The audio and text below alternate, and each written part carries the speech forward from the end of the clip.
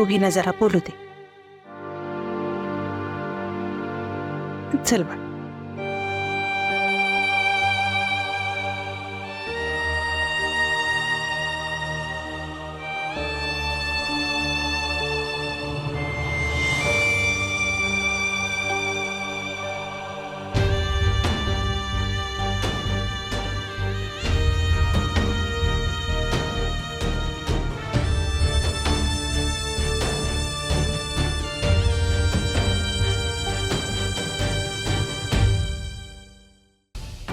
काय पत्ते पण केलेस विद्या तू.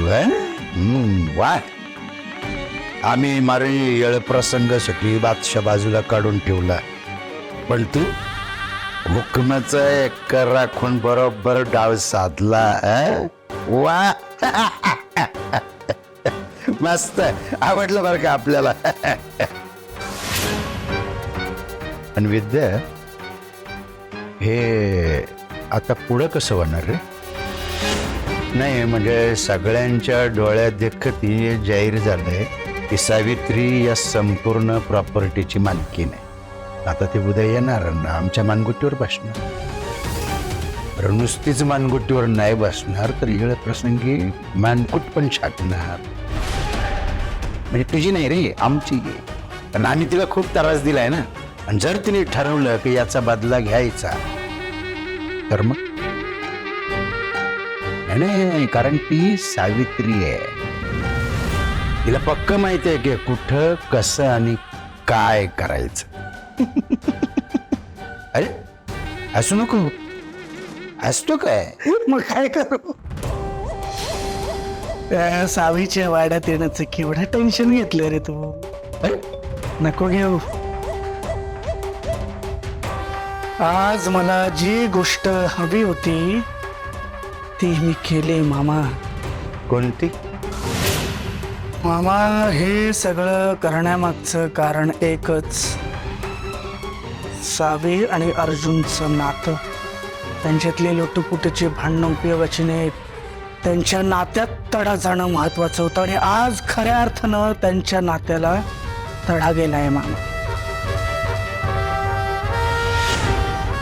हे दोघे एकत्र असतील ना तर या शर्यतीत आपले जिंकण्याचे चान्सेस कमी, पण ते दोघे जेवढे लांब असतील तेवढे आपली जिंकण्याची हमी.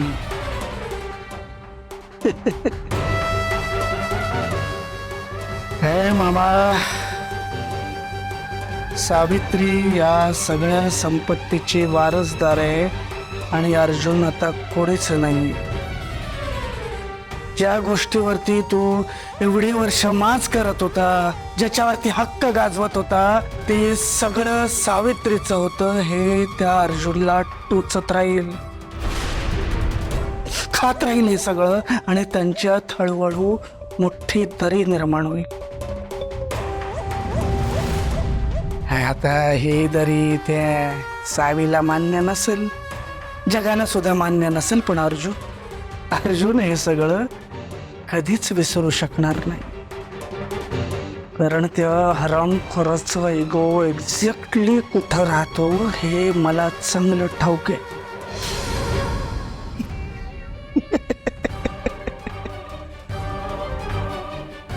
काय मामा, तुझ्या त्या अर्धांड भाच्यानं लहानपणापासून त्या अर्जुनचा तिरस्कार केला.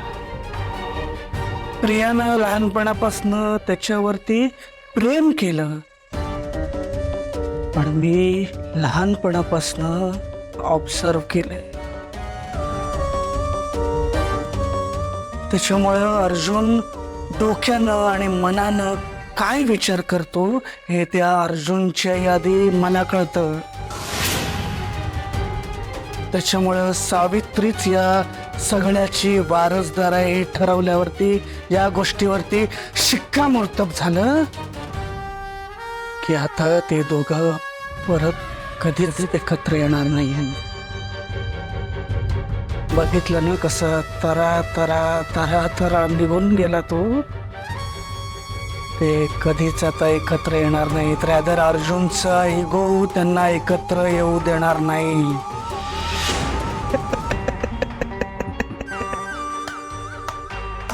वा,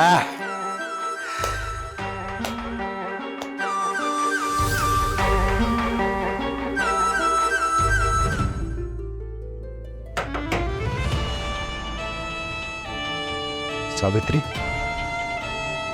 सावित्री,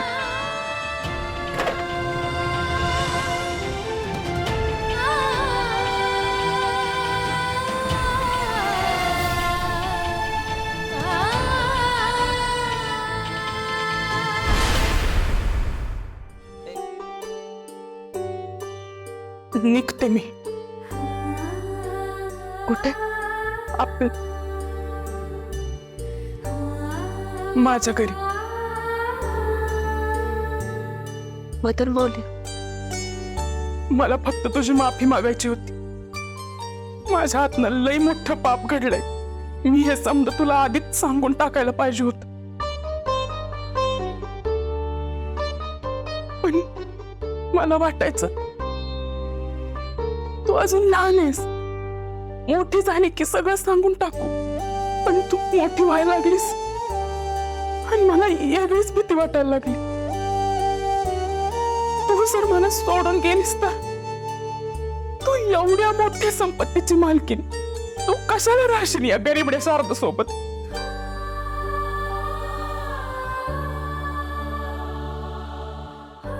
म्हणून नाही सांगितलं. माझ्या हातनं खरंच लय मोठं पाप घडलंय.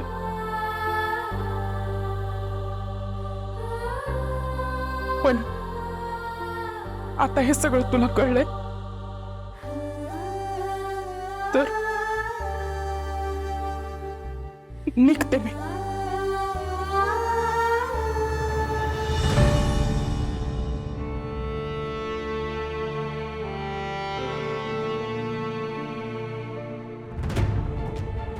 मदर बोलली, तू इतकी वर्ष माझ्यापासून लपवलंस त्याचा राग नाही आलाय मला.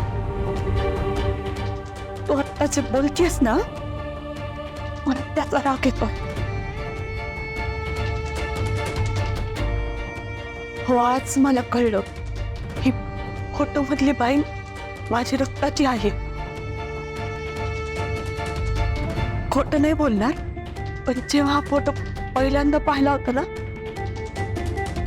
तेव्हाच वाटलं होतं काहीतरी कनेक्शन आहे माझं.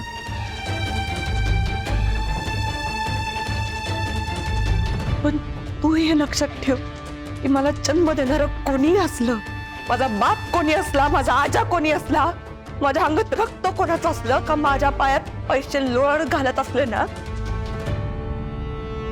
तरी हे जगात कोणी नाकारू शकत नाही. माझी मदर मौली वन अँड ओनली तू आहेस. कळलं तुला?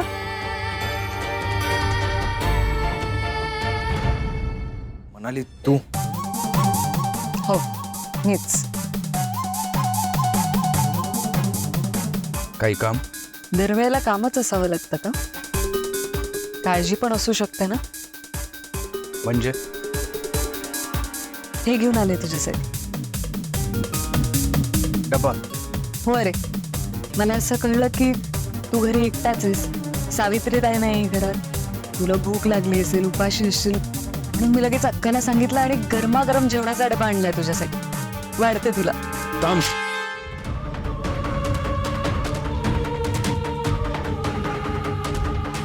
काय चाललंय तुझं? अरे तुला भूक लागली असेल, उपाशी आहेस तू, म्हणून डबा आणला. मी मागितला डबा. मी सांगितलं मला भूक लागली आहे, नाही ना, मग कशाला आणलास डबा? प्लीज जा. तू असं का बोलतेस माझ्याशी अर्जुन? मनाने बघ, आत्ता मी कोणाशीच बोलण्याच्या मूडमध्ये नाहीये. मी गेलो. हे बघ अर्जुन, निघ.